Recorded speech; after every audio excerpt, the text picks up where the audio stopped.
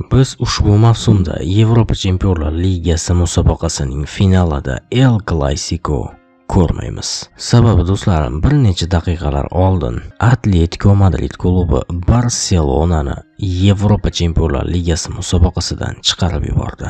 Do'stlarim, ekran qarshisidan yaxshilab joy egallang. Chunki yaqin 5-6 daqiqalar ichida aynan mana shu bahsda bo'lib o'tgan hodisalar haqida gaplashamiz va umid qilamanki, ushbu dasturimiz sizlarning 15 mingta layklaringizga arziydigan dastur bo'ladi.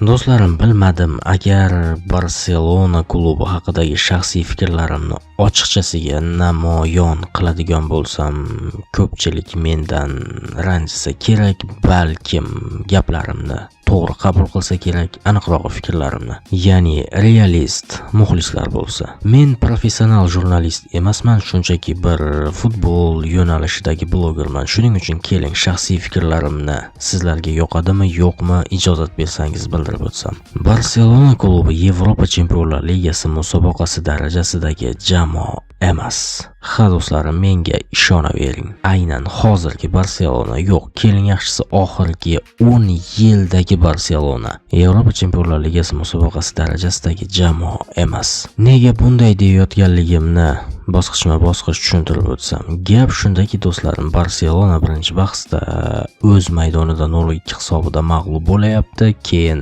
Metropolitano stadioniga tashrif buyuryapti. Mehmonda o'ynashiga qaramasdan tezkor gol kiritmoqda.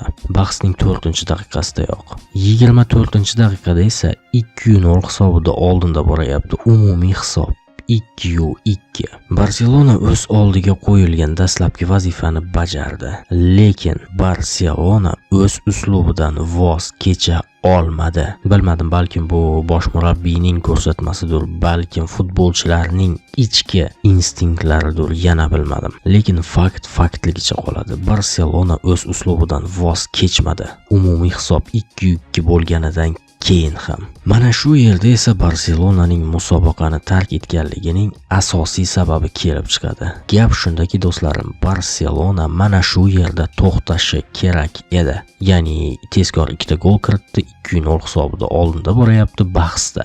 Umumiy hisobda esa 2-2. Gap shundaki, Yevropa Chempionlar Ligasi musobaqasida faqat futbol o'ynalmaydi.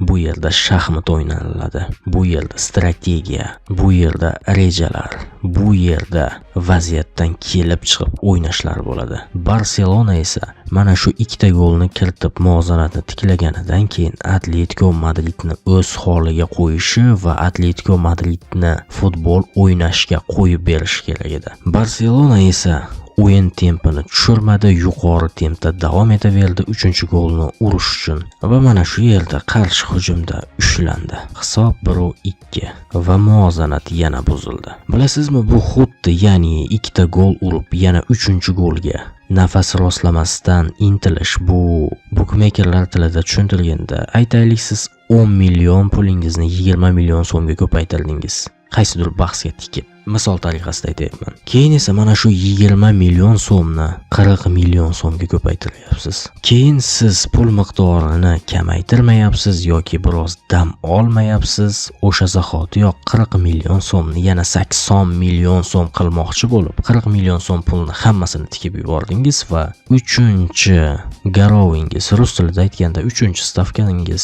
boy berildi. Barselonada ham ushbu bahsda xuddi shunday holat bo'ldi. Barselona 2-golni urganidan keyin yana bir bor ta'kidlab o'taman, o'yin tempini tushirishi va Atletico Madridga futbol o'ynashi uchun qo'yib berishi kerak edi. Nafas rostlab olish uchun, barchasi o'z iziga tushib olishi uchun va Barselona sekin astalik bilan yana tashabbusni qo'lga olib 3-golga intilishi yoki mana shunday 2-0 hisobi bilan ekstra bo'limlarga o'tib ketishi uchun. Lekin Barselona bunday qilmadi. O'z uslubidan voz kechmadi. Hujum ketidan hujum, nazorat ketidan nazorat, pressing ketidan pressing va qarshi hujumda jazolandi. Yevropa Chempionlar Ligasi musobaqasida esa hozirgina ta'kidlab o'tganimdek faqat futbol o'ynalmaydi. Bu yerda shaxmat, strategiya va shaxslar jangi bo'ladi. Atletico Madridga esa Barselonaning ko'rsatgan o'yin uslubi qo'y yog'iday yoqib ketdi, chunki Barselona yaxshi ko'radi to'xtovsiz hujum qiladigan va to'xtovsiz bosim o'tkazadigan jamoalarni, chunki bunday jamoalarni ertami kechmi xato qilishi tabiiy. Va mana shu xatolarda ular qarshi hujumda albatta qo'lga tushadilar. Va qolaversa do'stlarim, ushbu bahsda ham Barselona yana birinchi bahsda bo'lgani kabi xatoga yo'l qo'ydi. Yana o'sha qizil kartochka masalasi. O'zi umuman olib qaraganda Erik Garcia birinchi bahsda qizil kartochka olib maydonni tark etgan va javob bahsida maydonga tusha olmagan Kubarsining o'rnini to'ldirgan edi. Erik Garcia Kubarsining ushbu xatosidan saboq olmagan shekilli javob bahsida aynan mana shunday xatoga yo'l qo'yyapti. Ha do'stlarim, bu yerda qizil kartochka. Hakamlarni ayblab o'tirishga hojat yo'q, chunki bu oxirgi chora. Bunday vaziyatda qizil berilmasa bo'lmaydi. O'yinning statistikasiga e'tibor bersangiz esa shunchaki o'ylanib qolasiz. Barselona 7 kishi bo'lib qolgan jamoaga qarshi o'ynaganmi deb hayron ham qolasiz. XG bo'yicha Barselona raqiblaridan naqd 2 barobarga ustun. To'pni nazorat qilish esa do'stlarim dahshat. 29 ga 71. Darvoza tomon zarbalar 15 ga 15. Darvoza tomon aniq zarbalar esa 5 ga 7. Eng e'tiborli shundaki, golga tortadigan vaziyatlar, ya'ni golli vaziyatlar 4 ga 7. Bu ham Barselona foydasiga. Albatta, ushbu raqamlardan kelib chiqib Atletico Madrid darvozaboni Mussoni dahshatli o'yin namoyish etganligini tushunishimiz mumkin va haqiqatdan ham maydonda ham mana shu narsa sodir bo'ldi. Ha do'stlarim, Atletico Madrid darvozaboni Musso dahshatli o'yin namoyish etdi. Bilmadim, balkim aynan mana shu posbonning xizmatlarining evaziga ham Barselona emas, Atletico Madrid keyingi bosqichga yo'l olgandir. Lekin Lamine Yamal, Robert Lewandowski, Ferran Torres kabi hujumchilar harakat qilgan Barselonaning ikkinchi bo'limda gol kirita olmaganligi baribir jamoaning o'sha noto'g'ri tanlangan uslubi bilan izohlanadi. Va qolaversa, ushbu bahsda Lamine Yamalga hech qanday savollar bo'lishi mumkin emas degan bo'lar edim, lekin 70-daqiqadan keyin agar uni yo'qotib qo'ymaganimizda e'tibor bergan bo'lsangiz, Lamine Yamal ajoyib bahs o'tkazdi. Faqat 70-daqiqagacha. 70-daqiqadan keyin esa Lamine Yamalni maydonda deyarli ko'rmadik. Balkim u ham tushunib yetgandir.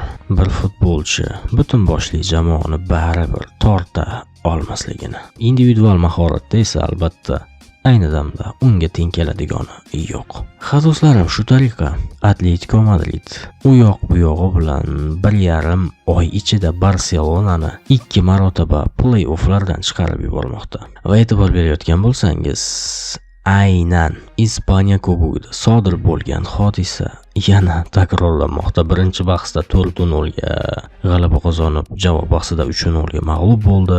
Yevropa Chempionlar Ligasi musobaqasida esa dastlabki bahsda 0-2 hisobida g'alaba qozonib, javob bahsida 1-2 hisobida mag'lub bo'lmoqda. Tarix takrorlandi. Nega bunday do'stlarim? Chunki bunday bahslarda faqat hujum yoki jamoaning uslubi emas, bu yerda taktika, sxema va strategiya degan narsalar bo'ladi.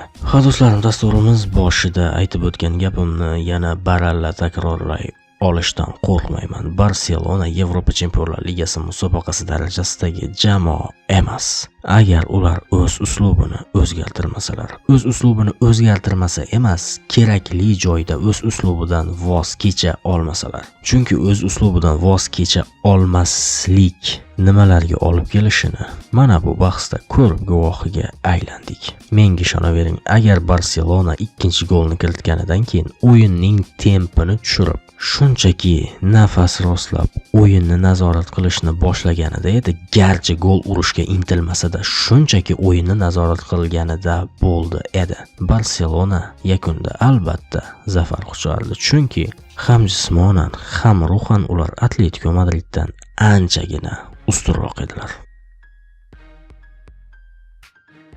Do'stlarim, bu hali hammasi emas, xabaringiz bor. Bugun Real Madrid Allianz Arena, ya'ni Bavariya maydoniga safar uyushtiradi. Birinchi bahs 1-2 hisobida Myunxenliklarning g'alabasi bilan yakunlangan edi. Javob bahsi esa qizigandan qizishi tayin. Chunki intriga ushbu qarama-qarshilikda hali o'lgani yo'q. Xullas do'stlarim, mana shu bahs munosabati bilan Telegram kanalimizda obunachilarimiz o'rtasida 5 million so'm bonus puli konkursga qo'yilgan. Xullas, ushbu videorolikning kommentariyasidagi va opisiyasidagi manzillar orqali o'tib Telegram kanaliga obuna bo'lib qo'ying. RMDBet Telegram kanaliga. Va omadingiz kelib qolsa, mana shu bahs munosabati bilan 5 million so'm sizga nasib qilishi mumkin. Men esa sizlarning huzuringizga Real Madrid Bavariya bahsi nihoyasiga yetganidan so'ng albatta qaytaman. Do'stlarim, futbolni seving va u bilan yashashda davom eting. Omon bo'ling.